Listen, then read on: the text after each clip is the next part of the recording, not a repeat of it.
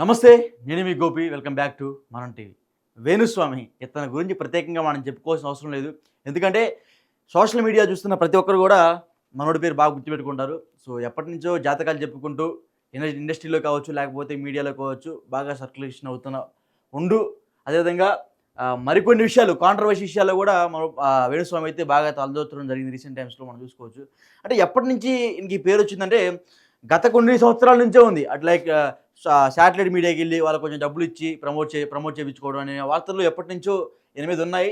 అదేవిధంగా మనం చూసుకోవచ్చు రీసెంట్ టైమ్స్‌లో అయితే నాగ చైతన్య ఇష్యూలో అయితే మాత్రం ఈయన మీద పెద్ద ఎత్తున దుమారాలు రేగాయి, కేసులు పడ్డాయి. అదేవిధంగా మనందరం తెలుసు, మీడియా ప్రతినిధులందరూ తెలుసు, టీవీ5 మూర్తి గారి మీద ఒక అభియోగం చేశారు అప్పట్లో. అది కూడా పెద్ద పెద్ద కాంట్రవర్సీ అయితే అయింది.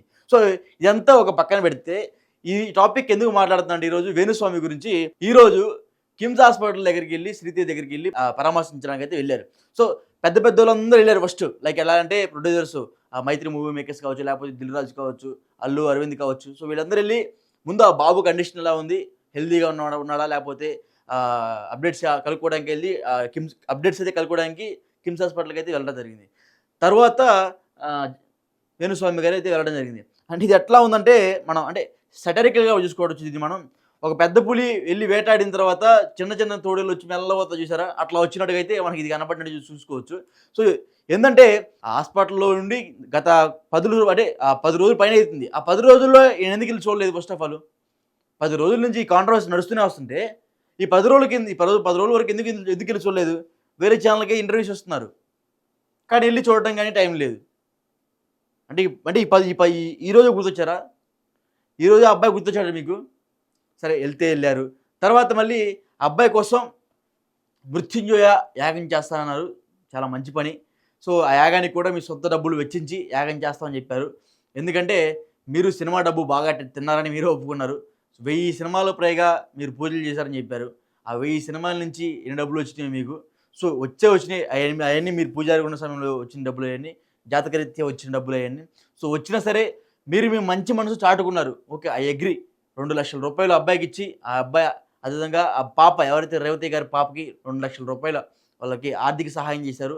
వి అప్రిషియేట్ డెఫినిట్‌గా ఇది ఖచ్చితంగా మేము దగ్గ విషయం ఇది.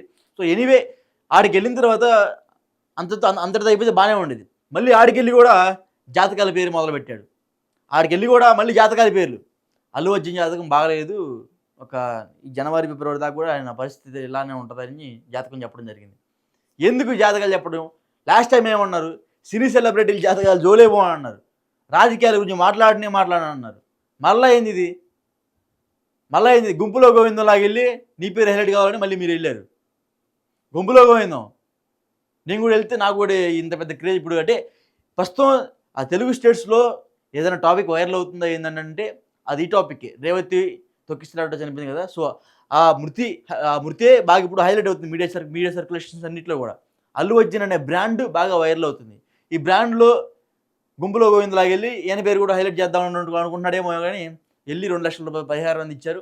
అందించిన తర్వాత మళ్ళీ మొదలుపెట్టాడు జాతకాల గురించి. అల్లు అర్జున్ జాతకం బాలేదు. జనవరి, ఫిబ్రవరి దాకా ఇట్లానే ఉంటది. ఈయనకు కూడా ఏదో ఒకటి పూజలు చేయాలి. ఎందుకు ఇయన్నీ?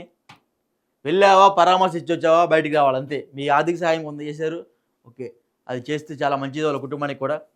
చేసి బయటకొచ్చిన తర్వాత అంతే అంతే. అందరితో ఉండాలా?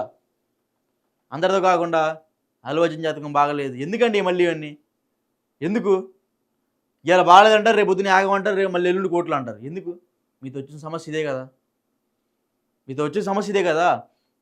మీ మాటలతో కుటుంబాలు విడిపోయినాయి అప్పుడు లాస్ట్‌లో మనం చూసుకోవచ్చు. మీ మాటలతోనే. వాళ్ళేదో పాపం ఆనందంగా ఉంటున్నాము అనుకునే లోపే మీ జాతకం ఇది బాలేదు. వాళ్ళ గుండెల్లో గుబులింక. అమ్మో! ఏమన్నా చిన్న గొడవొచ్చినా చాలు మీ పేరే గుర్తొచ్చిద్ది. అమ్మో! వేణుస్వామి చెప్పాడు ఆ రోజు. వేణుస్వామి చెప్పాడు మన జాతకం బాలేదని అని 2, 3 సార్లు అట్లా అనిపించిందనుకో, ఇంక మిమ్మల్ని వచ్చి కన్సల్ట్ అవుతారు కదా! ఏంది దీనికి సొల్యూషన్ ఏంటని. అప్పుడు వస్తాయి. సో ఎనీవే మీరు ఆడికెళ్ళడం చాలా అభినందదాయకమే. కానీ వెళ్ళి వచ్చే ముందు లాస్ట్‌లో అల్లు అర్జున్ జాతకం బాలేదని చెప్పడం చాలా తప్పు. సో ఎనీవే కానీ ఇప్పటి నుంచైనా మీరు తీరు మార్చుకోండి సార్. ఎందుకు ఈ తీరు? ఏమొస్తది? సెలబ్రిటీల జోలికి ఎందుకు వెళ్ళటం మీరు? వాళ్ళ జోలికి వెళ్తేనే మీ పేరు వచ్చిద్దా? ఆల్రెడీ మీకు వచ్చింది, పేరు వచ్చింది, చాలా మంచి పేరు ఉంది జనాలు. ఇంకెందుకు మళ్ళీ? ఇంకెందుకు? సో ఎప్పటికైనా సరే ఈ తీరు మార్చుకోండి. గుంపులో గోవిందంలాగా వెళ్ళి నా పేరు కూడా హైలైట్ కావాలి, వేణుస్వామి 2 లక్షలు ఇచ్చాడు, సరే వెళ్ళిన వెళ్తే వెళ్ళినా కానీ మళ్ళీ అల్లు అర్జున్ పేరు జాతకాలు ఎన్నెందుకు? ఎన్నెందుకు?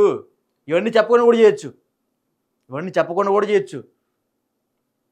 ఇట్లా చెప్పి పబ్లిసిటీలోకి వచ్చి మీడియా అంటే ఆడ వచ్చి హైలైట్ చేసుకోవడం తనకు తానే. ఎందుకు ఇదంతా?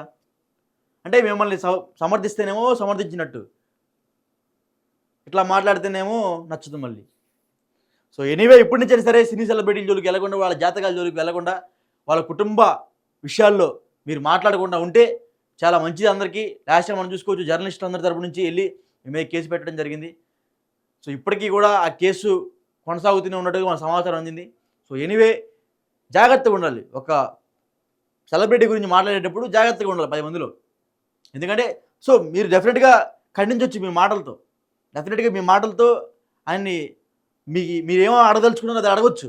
కానీ మీ జాతకం బాగాలేదని అతను భయపెట్టడం, గుండెల్లో గుబుళ్ళు కలిగించే విధంగా ఇట్లా చేయడం చాలా తప్పది. మానసికంగా అట్లా మాటలు చెప్పి అతను బాధ పెట్టే విధంగా మీ మాటలు ఉంటే అది చాలా తప్పది. మార్చుకోవాలి, తీరు మార్చుకోవాలి. సో ప్రస్తుతానికైతే శ్రీదేవి పరిస్థితి మాత్రం కిమ్స్ హాస్పిటల్లో రోజు రోజుకి గంటకి చాలా కోలుకున్నాడు. గతంతో పోల్చుకుంటే ఇప్పుడు కొంచెం కళ్ళు తెరిచి చూస్తున్నాడు. వాళ్ళ నాన్నగారు పట్టుకుంటుంటే రెస్పాండ్ అవుతున్నాడు, కానీ మాట్లాడలేకపోతున్నాడు. ఫుడ్ కూడా కొంచెం అప్పుడప్పుడు ట్యూబ్స్ ద్వారా ఫుడ్ తినిపిస్తున్నారనే సమాచారం మాకు అందింది కిమ్స్ హాస్పిటల్ నుంచి. సో ప్రస్తుతం శ్రీదేవి పరిస్థితి ఇది, వేణుస్వామి పరిస్థితి మాత్రం ఇది. సో మీ అభిప్రాయం అంటే కింద కామెంట్ చేయండి.